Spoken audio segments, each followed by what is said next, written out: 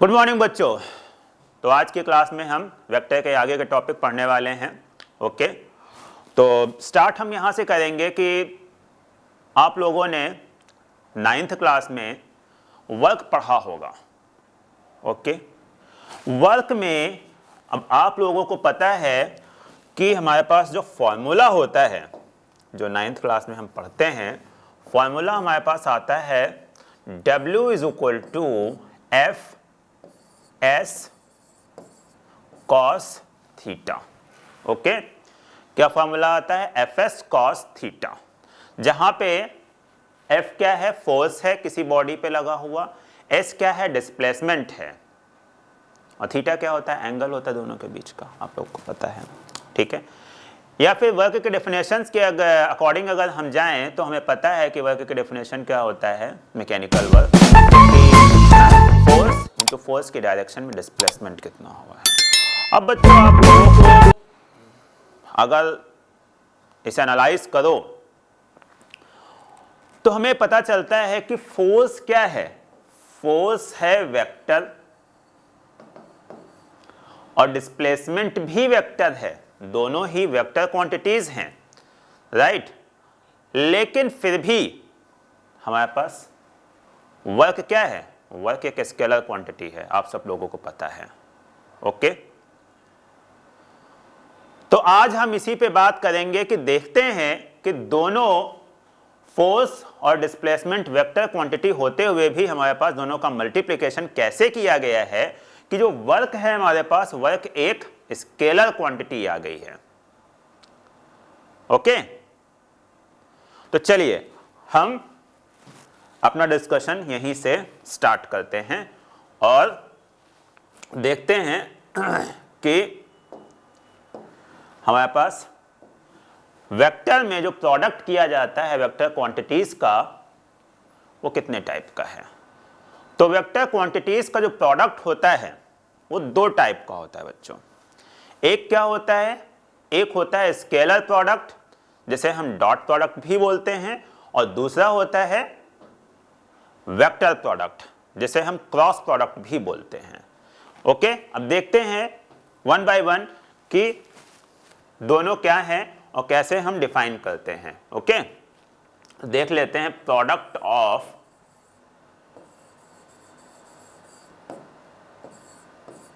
Vectors. Product of vectors, अब यहां पे हमारे पास क्या है? प्रोडक्ट ऑफ वेक्टर्स में दो टाइप के वेक्टर्स हैं, दो टाइप के वेक्टर प्रोडक्ट हैं। एक तो हमारे पास पहले क्या आ जाता है? पहले आ जाता है स्केलर प्रोडक्ट।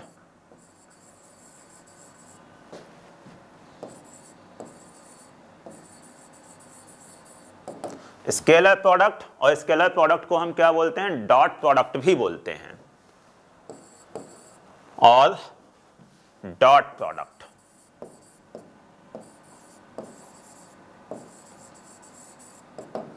ओके, दूसरा हमारे पास आता है वेक्टर प्रोडक्ट।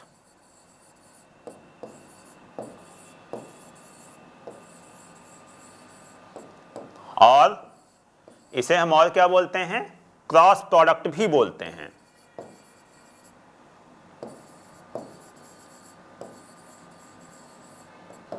ओके, तो दो टाइप के हमारे पास प्रोडक्ट हैं वेक्टर्स के अंदर। एक तो क्या है? एक है डॉट प्रोडक्ट या स्केलर प्रोडक्ट, उसे हम बोलते हैं। दूसरा कौन सा है? क्रॉस प्रोडक्ट, या हम उसे वेक्टर प्रोडक्ट बोलते हैं। अब देखते हैं, सबसे पहले हम डिटेल में डिस्कशन करते हैं किसका? स्केलर प्रोडक्ट का।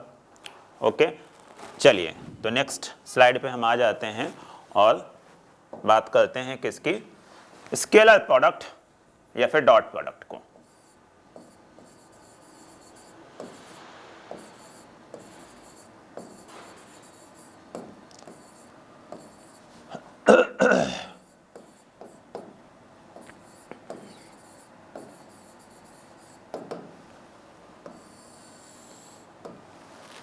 तो स्केलर प्रोडक्ट और डॉट प्रोडक्ट देखते हैं। दो वेक्टर हम ले लेते हैं यहां पे। सबसे सपोज करते हैं दो वेक्टर हमारे पास थे, एक वेक्टर ये आ गया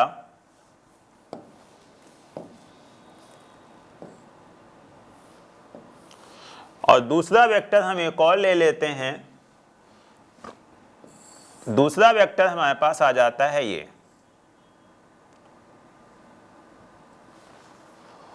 ओके, क्लियर सबको? ये दो वेक्टर हैं हमारे पास, एक है ये वेक्टर A और दूसरा ये वेक्टर है B। ओके, इन दोनों के बीच का सपोज करते हैं एंगल हमारे पास कितना है, थीटा है, राइट? इन दोनों के बीच का एंगल कितना है, थीटा है। ओके, ये एंगल थीटा है। अब हमें इनका क्या करना है, इनके बीच का जो डॉट प्रोडक्ट है, डॉट प्रोडक्ट ऐसे डिफाइन किया जाता है, डॉट प्रोडक्ट मतलब ये क्या आ गया, वेक्टर A डॉट B। बच्चों यहां पे डॉट प्रोडक्ट भी इसीलिए बोला जाता है कि हम डिफरेंशिएट करने के लिए दोनों प्रोडक्ट्स के बीच में स्केलर एंड वेक्टर, स्केलर के बीच में हम क्या लगाते हैं, डॉट से रिप्रेजेंट करते हैं, और क्रॉस के लिए हम, वेक्टर प्रोडक्ट के लिए हम क्या यूज करते हैं, क्रॉस यूज करते हैं। तो नोटेशन के बेसिस पे ही इनका दूसरा नाम डॉट प्रोडक्ट और क्रॉस प्रोडक्ट रखा गया है। ओके, और उनका जो रिजल्टेंट है, आउटकम है, क्या आता है, एक के रिजल्टेंट आता है स्केलर क्वांटिटी और दूसरे का रिजल्टेंट आता है क्या, वेक्टर क्वांटिटी। ओके, तो यहां पे हमारे पास क्या आ गया, A dot B, A dot B is equal to, ये हमारे पास डिफाइन किया जाता है वेक्टर A का magnitude, okay, into vector B का मैग्नीट्यूड और इन दोनों के बीच के एंगल का cosine. A dot B is equal to हमारे पास आ जाता है AB cos थीटा। ओके, तो ये हमारे पास इस तरीके से डिफाइन किया जाता है, क्या, डॉट प्रोडक्ट। क्लियर हो गया सबको? ओके, तो ये हमारे पास आ जाता है ऐसे डॉट प्रोडक्ट। चलिए अब हम आगे आ जाते हैं, देखते हैं इसमें कुछ और चीजें देखते हैं।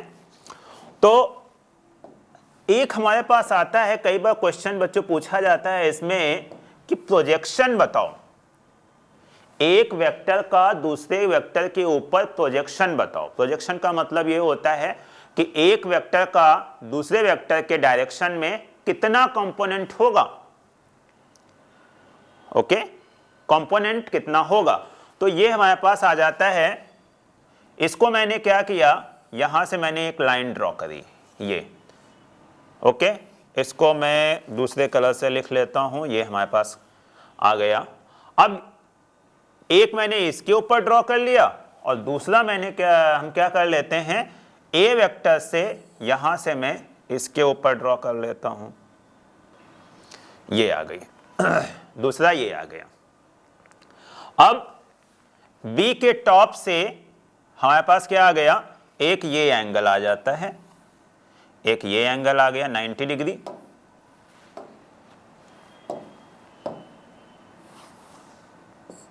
ये 90 डिग्री आ गया और दूसरा ये भी 90 डिग्री आ गया। ओके, मैं क्या करता हूं, इसको जरा मैं आगे की तरफ शिफ्ट कर देता हूं यहां पे।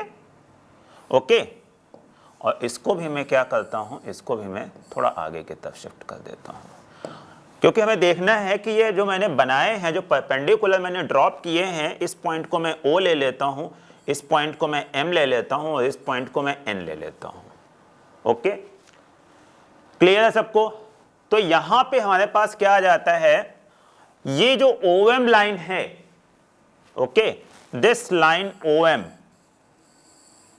दिस यहां से लेके यहां तक का, इसको हम क्या बोलते हैं, projection of vector B on vector A। क्या बोलते हैं इसको, हम बोलते हैं projection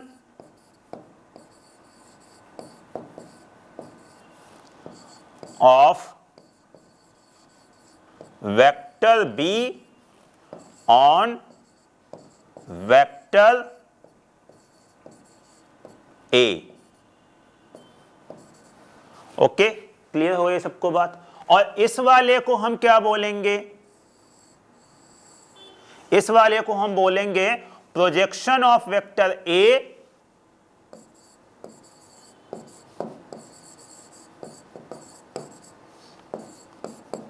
of vector A on vector B.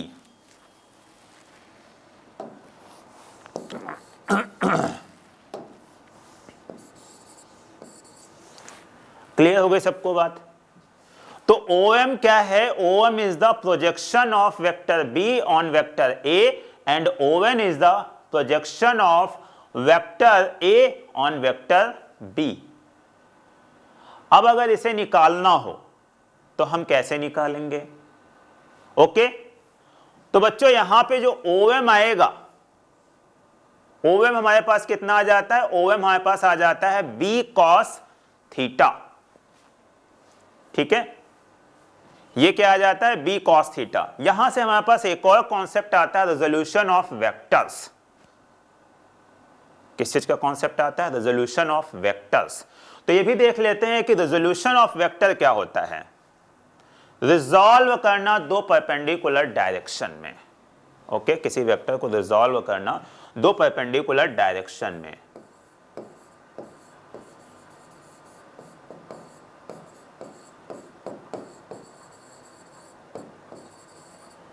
Vectors in two perpendicular directions.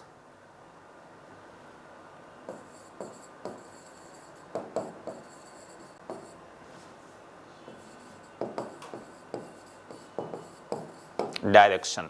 मैंने यहां पे क्या किया? सपोज करते हैं एक वेक्टर हमने क्या ले लिया? एक वेक्टर हम ले लेते हैं ये, कोई हमने एक वेक्टर ले लिया। ओके, ये व्हाइट कलर से ले लिया। अब इसको बोला गया, सपोज करते हैं ये वेक्टर हमारे पास कोई है, आर वेक्टर हम ले लेते हैं या ए वेक्टर हम ले लेते हैं। सपोज कर लिया हमने ये कि ये हमारे पास क्या है? ए वेक्टर है। ओके, तो ये हमारे पास क्या आ जाता है? यहां पे अगर मैं इस वेक्टर को से एक ट्रायंगल कंप्लीट करूं, राइट एंगल ट्रायंगल कंप्लीट करूं अगर मैं, ओके, तो ये हमारे पास आ जाएगा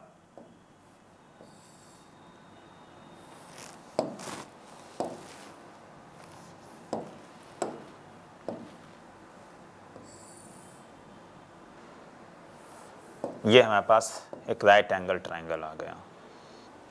तो यहां पे हमारे पास सपोज करते हैं कि दो परपेंडिकुलर डायरेक्शन में एक और यहां पे बना लेता हूं लाइन। एक लाइन हमारे पास ये आ गई। ओके,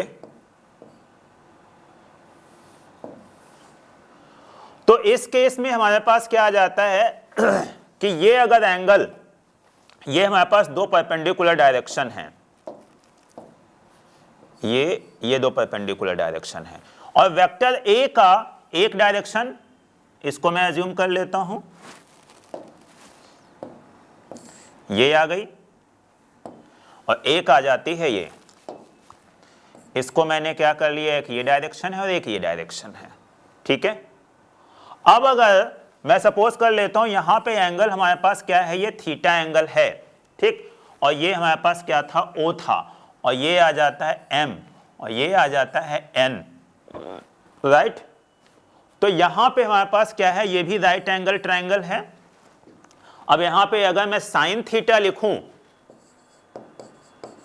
साइन थीटा लिखूं तो sine theta is equal to क्या आ जाएगा? mn upon on। ओके, तो mn की वैल्यू जो हमारे पास आएगी, mn की वैल्यू आ जाती है on साइन थीटा, और on की वैल्यू क्या है? on की वैल्यू हमारे पास आ जाती है क्या? Magnitude of a। इसको हम क्या लिख सकते हैं? a से रिप्रेजेंट कर सकते हैं। सो this is a sine theta. ये क्या आ गया? ये mn आ गया, और mn किसके पैरेलल है? इधर। तो मतलब a का जो कंपोनेंट आया किधर? इस डायरेक्शन में, परपेंडिकुलर डायरेक्शन में, वो क्या आ जाता है? a साइन थीटा आ जाता है। सिमिलरली अगर मैं यहां पे निकालूं cos थीटा, तो cos थीटा की वैल्यू क्या आ जाएगी? om upon on। तो यहां से हमारे पास OM की वैल्यू कितनी आ जाएगी, OM की वैल्यू आ जाएगी ON cos थीटा, और ये क्या आ गया, A cos थीटा आ गया, राइट। तो ये हमारे पास क्या आ जाता है, A cos थीटा आ जाता है। समझ में आ गई बात। तो ये क्या है, दो परपेंडिकुलर डायरेक्शन में हमने कंपोनेंट्स रिजॉल्व कर लिए। ओके, ये दो परपेंडिकुलर डायरेक्शन में, तो इसका मतलब हॉरिजॉन्टल डायरेक्शन में क्या आता है, A cos थीटा, और वर्टिकल डायरेक्शन में क्या आता है, A sin थीटा आता है। क्लियर है सबको। याद रहे ये कंपोनेंट्स हैं वेक्टर के, ये मैग्नीट्यूड हैं, वेक्टर नहीं हैं। अगर इस डायरेक्शन में हमें वेक्टर लिखना है तो हमें क्या करना पड़ेगा, इस डायरेक्शन में हमें यूनिट वेक्टर पता होना चाहिए, तभी हम इस डायरेक्शन में लिख सकते हैं वेक्टर। तो ये जो हमारे पास कंपोनेंट्स हैं, जो रिजॉल्व्ड पार्ट्स हैं दो परपेंडिकुलर डायरेक्शन में, ये रिजॉल्व्ड पार्ट्स क्या हैं, वैल्यू हैं, केवल मैग्नीट्यूड्स हैं, वेक्टर नहीं है। ओके, इस डायरेक्शन में वेक्टर लिखने के लिए हमें क्या चाहिए, इस डायरेक्शन में यूनिट वेक्टर चाहिए, और ऊपर वाले में भी सिमिलरली यूनिट वेक्टर चाहिए। बात क्लियर हो गई सबको। तो अब एक बात आप लोगों को ध्यान होनी चाहिए, यहां पे याद रखो तो बहुत बढ़िया बात है कि थीटा की डायरेक्शन से, जिस डायरेक्शन में हम एंगल मेजर कर रहे हैं, जैसे हमने हॉरिजॉन्टल वाले से ही हमने एंगल मेजर किया था, तो उस डायरेक्शन में क्या आ जाएगा, कॉस थीटा। सिमिलरली अगर मैं यहां पे देखूं तो ये हमारे पास क्या आ जाएगा, ये बी था और एंगल इसके साथ ये बन रहा था, राइट। तो ये हमारे पास क्या आ जाएगा, यहां से OM की वैल्यू क्या आ जाएगी, ये आ जाएगी बी कॉस थीटा। तो ये प्रोजेक्शन हमारे पास क्या आ गया, बी कॉस थीटा आ गया। ये बी कॉस थीटा क्या है, वेक्टर बी का वेक्टर ए की डायरेक्शन में प्रोजेक्शन है, राइट। सिमिलरली अगर मैं ये बात करता हूं कि वेक्टर ए का वेक्टर बी पे प्रोजेक्शन क्या है, तो वेक्टर ए का अगेन ये एंगल थीटा है, और ये यहां से ऐसे गया, तो हमारे पास ON की वैल्यू भी क्या आ जाएगी, ON की वैल्यू भी आ जाती है A cos थीटा आ जाती है। तो यहां पे ये आ जाएगा क्या, A cos थीटा। ओके, तो जो B का A के ऊपर प्रोजेक्शन है वो क्या है, B cos थीटा, और जो A का B के ऊपर प्रोजेक्शन है वो क्या है, A cos थीटा। तो डॉट प्रोडक्ट से बच्चों हम यहां पे क्या निकाल सकते हैं, डॉट प्रोडक्ट से हम प्रोजेक्शन भी निकाल सकते हैं। क्लियर हो गई बात सबको। चलो देखते हैं प्रोजेक्शन कैसे निकालेंगे। तो प्रोजेक्शन निकालने के लिए हमारे पास क्या आ जाता है, हमने क्या निकाला यहां से कि A dot B is equal to क्या आ गया, AB कॉस थीटा। अब मैं मैग्नीट्यूड नहीं लिख रहा हूं, मैग्नीट्यूड के लिए जस्ट मैंने वेक्टर को मैंने ऊपर से एरो हटा के जस्ट उस सिंबल को रिप्रेजेंट कर दिया, ठीक है। तो ये क्या आ गया, AB कॉस थीटा। तो ये हमारे पास B कॉस थीटा अगर लिखें तो B cos theta is equal to क्या आ जाएगा, A dot B upon A, ये है। और B कॉस थीटा याद करो क्या था हमारे पास, B कॉस थीटा हमारा था projection of vector B on vector A। तो ये हमारे पास क्या आ जाएगा, हम इसको ऐसे लिख सकते हैं, is equal to projection of vector B on vector A। Okay, ये हमारे पास आ गया। सिमिलरली हम यहां पे लिख सकते हैं कि A cos theta, A cos theta is equal to आ जाएगा A dot B upon A dot B upon B। तो ये क्या आ जाएगा, A cos थीटा क्या था, A cos theta was the projection of vector A on vector B। तो ये आ गया हमारे पास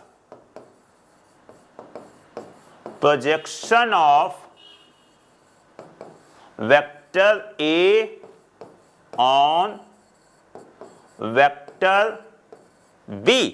तो ये हमारे पास क्या आ गया, A cos थीटा की वैल्यू आ गई, और यहां पे क्या आ गई, B cos थीटा, जो कि क्या है, B cos theta is a projection of vector B on vector A, and A cos theta is a projection of vector A on vector B।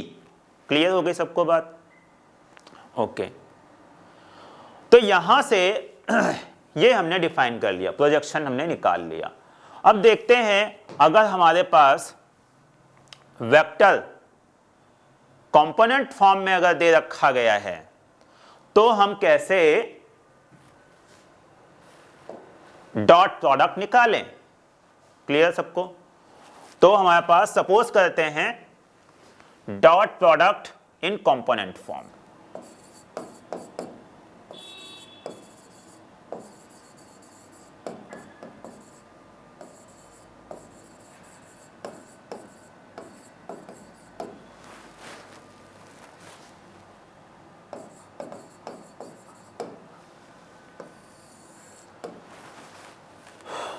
तो हम यहां पे अज्यूम कर लेते हैं दो वेक्टर थे, एक था ए वेक्टर। ए वेक्टर क्या था? A vector was A X I cap plus A Y J cap plus A Z K cap. ये बच्चों हमने लास्ट क्लास में पढ़ के देखा था कि किसी वेक्टर को रेक्टेंगुलर कोऑर्डिनेट्स, 3 डायमेंशनल कोऑर्डिनेट्स में कैसे लिखें। ओके, तो ये अगर किसी ने नहीं पढ़ा है तो मेरी previous video part 4 vector part 4 आप लोग रेफर कर सकते हैं। ओके, कि कैसे हम लिखते हैं। ठीक है, vector b is equal to आ जाएगा क्या? B X I cap plus B Y J cap plus B Z K cap. अब हमें इनका डॉट प्रोडक्ट निकालना है। देखते हैं डॉट प्रोडक्ट कैसे करेंगे। तो ये क्या आ गया? a dot b is equal to क्या आ जाएगा? A X I cap plus A Y J cap plus A Z K cap, right. Dot dot हम लगा देते हैं यहां पे, और ये क्या आ जाता है? ये आ जाता है B X I cap plus B Y J cap plus B Z K cap. Okay, ये इन दोनों के बीच में डॉट लगा हुआ है। ठीक है, अब हम क्या करते हैं? हम सिंपल जो अलजेब्रिक प्रोडक्ट होता है वो हम निकाल लेते हैं। तो ये क्या आ जाएगा? यहां पे अगर निकालेंगे तो ये क्या आ जाएगा? A X B X. A X B x तो क्या है? केवल वैल्यूज हैं, वेक्टर नहीं है, कंपोनेंट्स हैं, एक्स डायरेक्शन, वाई डायरेक्शन है, जेड डायरेक्शन में। ठीक है, ये क्या आ जाएगा? वेक्टर क्या था? आई और आई जे के। ठीक, तो ये क्या आ जाएगा? आई डॉट आई, ये आ गया। क्लियर सबको? फिर हम आगे आ जाते हैं next, plus A X B Y, ये क्या आ जाएगा? I cap dot J cap. फिर क्या आ जाएगा? Plus A X B Z I cap dot K cap. Okay, clear सबको? फिर हम आ जाते हैं प्लस नेक्स्ट वाला ए वाई बी एक्स, ये क्या आ जाएगा? J cap dot I cap plus, अब क्या आ जाएगा next? A Y B Y,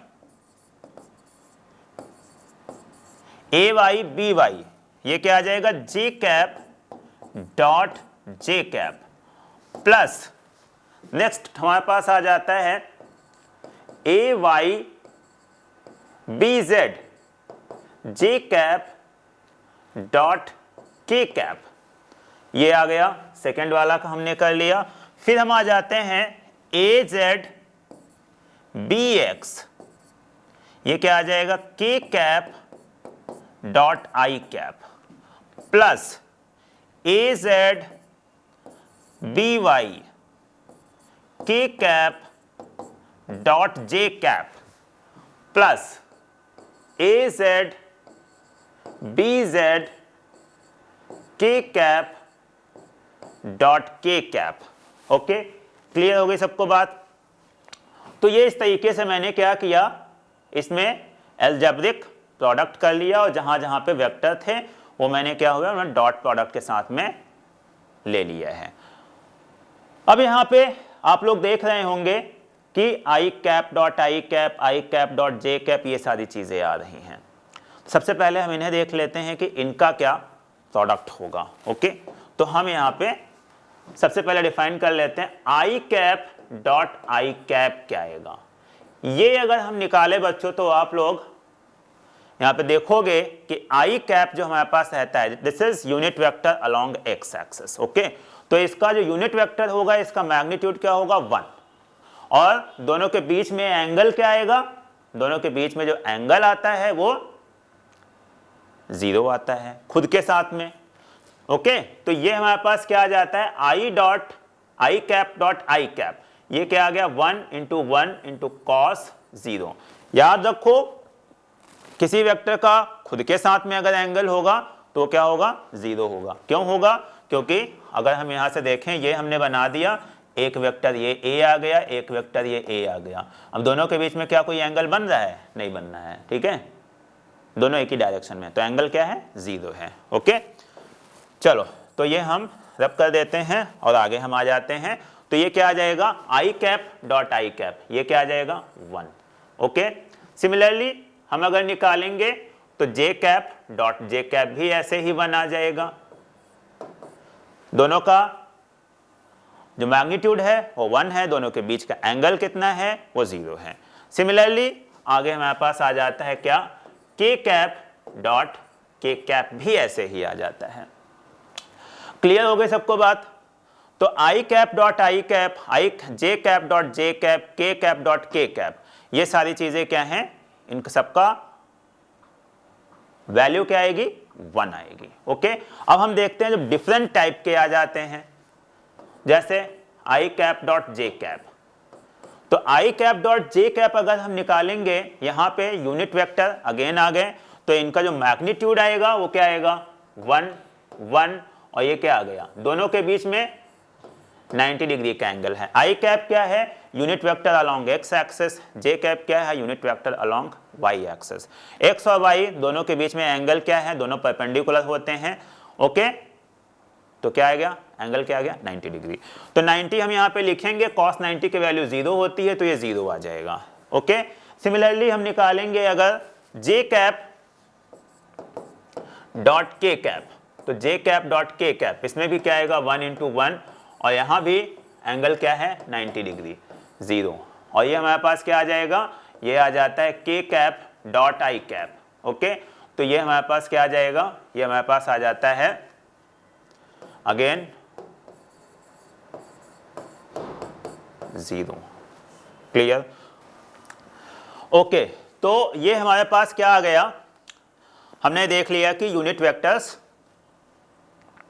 similar के साथ में अगर करते हैं, सेम यूनिट वेक्टर के साथ में करते हैं तो क्या आता है 1 आता है, और अगर दूसरे I cap dot J cap, J cap dot I K cap और के कैप डॉट आई कैप, ये अगर करते हैं तो क्या आ जाएगा, ये हमारे पास 0 आ जाएगा। तो अब यहाँ पे अगर हम देखें तो I cap dot J cap जहां पे याद है वो 0 हो जाएंगे, जैसे ये हमारे पास 0 हो गया। आई कैप डॉट के कैप ये भी 0 हो गया। ओके, ये हमारे पास क्या आ जाएगा, ये वाला भी 0 हो जाएगा। ओके, ये वाला भी 0 हो जाएगा। ओके, और यहां से ये वाला भी हमारे पास 0 आ जाएगा। क्यों, क्योंकि जे कैप डॉट के कैप है। ओके, और ये वाला भी 0 आ जाएगा। क्लियर है। तो बेसिकली हमारे पास कौन सा बचता है, डायगोनल वाले बचते हैं, राइट। और ये क्या बचता है, I cap dot I cap, J cap dot J cap, K cap dot K cap, इनका वैल्यू क्या आ जाएगा 1 आ जाएगा अकॉर्डिंग टू दिस। ओके, चलो अब हम आ जाते हैं नेक्स्ट स्लाइड पे।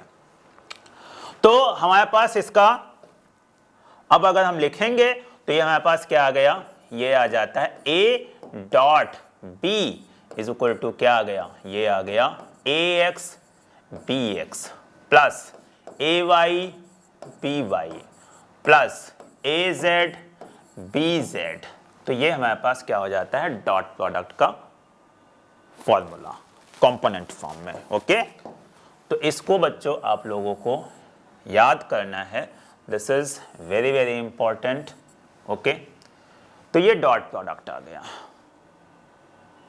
क्लियर सबको।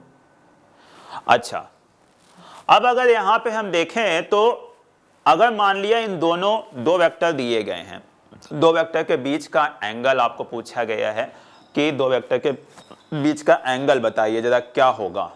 तो एंगल निकालने के लिए हम क्या करेंगे ये भी देख लेते हैं। Angle between two vectors,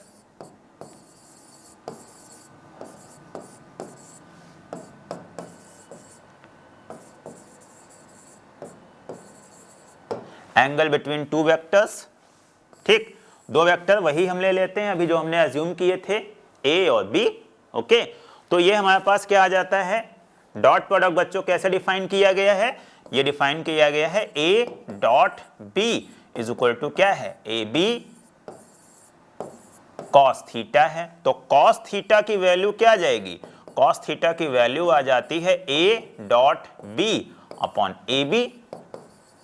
okay, और यहां से a डॉट बी अभी हमने निकाला है, कितना है, ये है ax bx plus ay by plus az bz, right, upon ये क्या आ जाएगा, a का मैग्नीट्यूड क्या आ जाएगा, ये आ जाएगा रूट के अंदर में ax square plus ay square plus az square, right, और प्लस यहां से क्या, ये मल्टीप्लिकेशन, ये क्या आ गया दूसरे अंडर रूट के अंदर bx square plus by square plus bz square. Okay, तो ये इस तरीके से हमारे पास क्या निकल आया, cos थीटा की वैल्यू, और यहां से हम थीटा निकाल सकते हैं। तो थीटा इज इक्वल टू क्या आ जाएगा, थीटा इज इक्वल टू आ जाता है cos inverse ax bx plus ay by plus az bz upon root के अंदर ax square plus ay square plus az square, और दूसरे रूट के अंदर में क्या आ जाएगा, bx square plus by square plus bz square. Okay, तो ये हमारे पास आ जाता है थीटा। ये हमने एंगल निकाल लिया दो वेक्टर्स के बीच का। समझ में आ गई सबको बात, क्लियर हो गई सबको बात।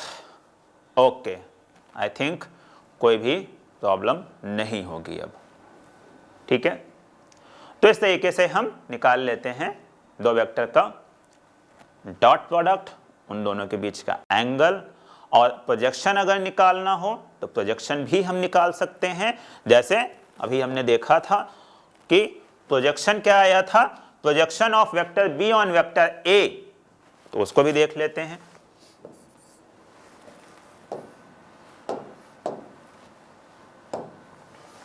तो projection of vector B on A, ये क्या था, ये था बी कॉस थीटा, ये था बी कॉस थीटा, और ये क्या हमने निकाला था अभी यहां पे formula A dot B upon A. Okay, तो ये क्या आ जाएगा, A dot B upon A, this is equal to A X B X plus A Y B Y plus A Z B Z upon root के अंदर A X square plus A Y square plus A Z square. Okay, clear हो गई सबको बात। Similarly हम निकाल सकते हैं projection of vector A on B, तो ये क्या आ जाता है, A cos theta is equal to A dot B upon B, that is equal to A X B X plus A Y B Y plus A Z B Z upon root के अंदर B X square plus B Y square plus B Z square. Clear है सबको बात। तो ये इस तरीके से हमारे पास क्या आ गया, ये इस तरीके से हमने प्रोजेक्शन भी निकाल लिए एक वेक्टर का दूसरे वेक्टर पे कंपोनेंट फॉर्म में अगर दिया गया है तो। क्लियर हो गई सबको बात।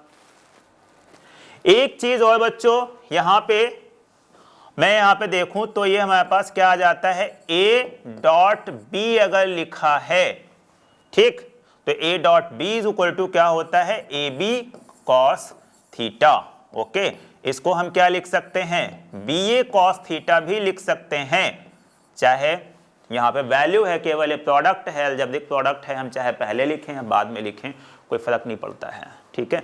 तो ये हमारे पास क्या आ जाता है, ये हमारे पास आ जाता है B डॉट A भी हम लिख सकते हैं इसे। तो ये क्या आ गया, A dot B is equal to B dot A, ये हमारे पास आ जाता है। क्लियर? तो इस तरीके से हम एसोसिएट कर सकते हैं, चाहे पहले लिखें हम A को या बाद में लिखें, कोई फर्क नहीं पड़ता है। ओके, क्लियर हो गई बात ये। अब मैं कुछ बच्चों यहाँ पे एग्जाम्पल लेता हूं। तो एग्जाम्पल हमारे पास 2 वेक्टर मैं लूंगा और आज आपको सबको मैं add, subtract, product, vector product वो सब करके मैं यहाँ पे दिखाता हूँ।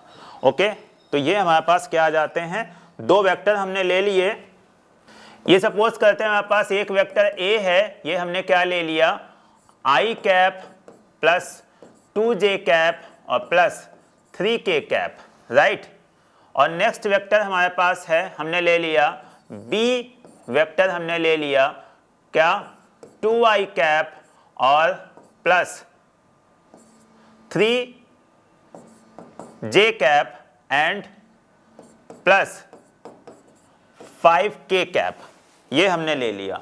अब अगर आप लोगों को यहां पे निकालना है कि vector A plus vector B, तो vector A plus vector B is equal to क्या आ जाएगा, हम ऐड कर देंगे, ठीक। तो ये हमने क्या रखा, I cap plus 2J cap plus 3K cap और प्लस ये क्या आ जाएगा, 2I cap plus 3J cap और प्लस 5K कैप, राइट। यहां पे हमारे पास क्या आ जाता है, I cap plus 2I cap, ये क्या आ जाता है 3I cap, okay, 2J cap और प्लस 3J कैप, ये क्या आ जाएगा 5J कैप और plus 3 plus 5 8K cap, okay. ये हमारे पास आ गया A प्लस B, ठीक। सिमिलरली अगर A माइनस B हमें वेक्टर निकालना है तो ये हम क्या करेंगे, I cap plus 2J cap और plus 3K cap minus 2I cap minus 3J cap minus 5K cap, okay. ये हमारे पास क्या आ जाएगा, I माइनस 2I, I वालों को सबको एक साथ, J वालों को एक साथ, K वालों को एक साथ, minus I cap 2J cap minus 3J cap minus J cap आ जाएगा और 3K cap minus 5K cap minus 2K cap आ जाएगा। क्लियर बच्चों, ये समझ में आ गई बात सबको? ओके, तो यहां से ये हमारे पास A माइनस B आ गया। अब अगर हमें निकालना है A डॉट B, तो A डॉट B देखते हैं कैसे निकालेंगे, A डॉट B वेक्टर। तो A वेक्टर क्या था हमारे पास, I cap plus 2J cap plus 3K cap, right, dot dot B vector क्या था, 2I 3J 5K, ये था हमारे पास 2I cap plus 3J cap और प्लस 5K कैप।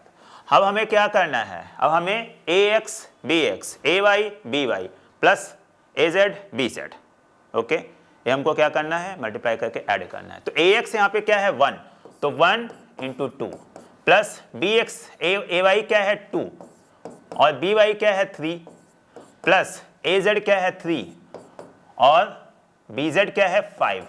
तो ये हमारे पास आ जाता है 2 प्लस 6 प्लस 15, ओके।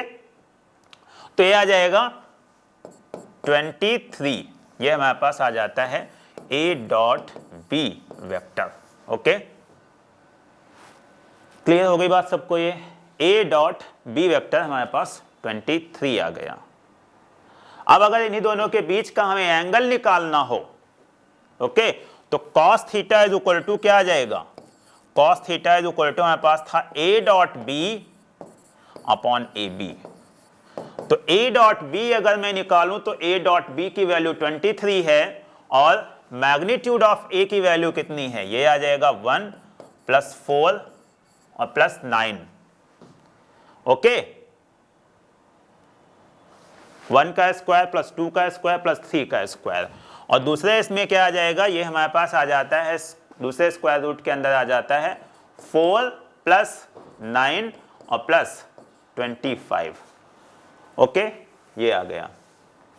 तो यहां से ये cos थीटा हमारे पास क्या आ जाएगा, ये cos theta is equal to 23 upon ये क्या हो गया 9 4 13 14 रूट के अंदर 14 और ये आ जाता है हमारे पास 9 4 13 और 25 और 13 38 रूट के अंदर 38।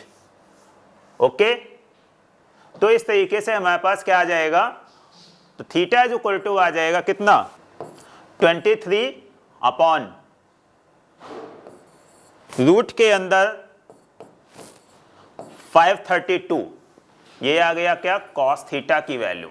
ओके, तो यहां पे हमारे पास अगर थीटा निकालें तो थीटा की वैल्यू क्या आ गई, थीटा की वैल्यू आ जाती है cos इनवर्स 23 अपॉन 532 रूट के अंदर। ओके, तो इस तरीके से हमने एंगल भी निकाल लिया। ठीक है, अब इसमें बच्चों डॉट प्रोडक्ट के अंदर एक चीज कई बार और पूछी जाती है, ये तो हमने एक दो वेक्टर लिए उनके बीच के हमने क्या निकाल लिए, हमने एंगल निकाल लिया, डॉट प्रोडक्ट निकाल लिया, एडिशन निकाल लिया, सब्ट्रैक्शन निकाल लिया। ओके, अब कई बार पूछा जाता है बच्चों यहाँ पे कि कंडीशन क्या होगी कि अगर दो वेक्टर परपेंडिकुलर हैं। ओके, तो बच्चों यहाँ पे आप लोगों को ध्यान देने की बात है कि condition for two vectors to be perpendicular,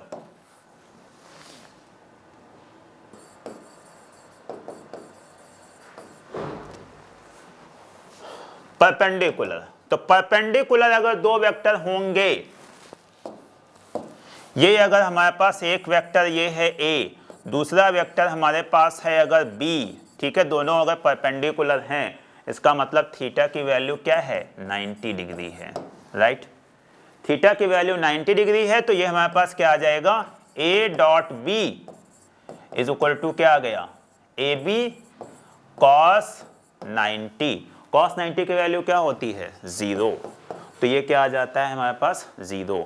और A डॉट B क्या हम लिख सकते हैं AX BX plus AY BY plus AZ BZ is equal to क्या आ गया 0 आ गया। So this is the condition for two vectors to be perpendicular, AX BX plus AY BY plus AZ BZ is equal to 0। Clear हो गई बात सबको। अब हम देखते हैं कि दो वेक्टर के पैरेलल होने की कंडीशन क्या है।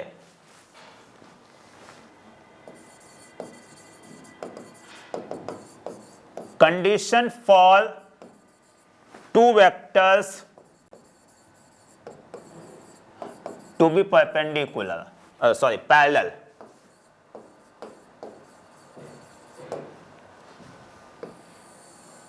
ओके, दो वेक्टर के पैरेलल होने की कंडीशन क्या है, तो पैरेलल होने में हमारे पास क्या आ जाएगा, सपोज करते हैं ये हमारे पास क्या आ गया, एक वेक्टर हो गया ये A, दूसरा वेक्टर हो गया ये क्या B,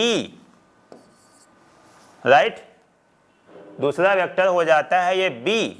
ओके, दोनों एक ही डायरेक्शन में हैं, तो हम यहां पे क्या लिख सकते हैं, vector A is equal to कोई कांस्टेंट K, कोई फैक्टर K।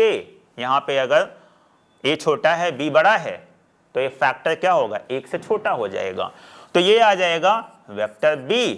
और वेक्टर A को हम कैसे लिख सकते हैं, ये हम लिख सकते हैं AXI cap plus AY J cap और plus AZ K cap is equal to क्या आ जाएगा, यहां पे हमारे पास आ जाएगा K times K BXI cap plus K BY J cap plus K BZ K cap. Okay, अब अगर मैं ये दो वेक्टर्स अगर इक्वल हैं, तो दो वेक्टर अगर इक्वल होंगे, दोनों एक दूसरे के बराबर रखे गए हैं, तो इसका मतलब क्या हुआ कि इनके I J और K कैप की डायरेक्शन में जो कंपोनेंट्स हैं वो क्या होंगे, इक्वल होंगे। तभी दो वेक्टर इक्वल हो सकते हैं। तो ये हमारे पास क्या आ जाएगा, यहां से हमारे पास आ जाएगा, तो कंपेयरिंग द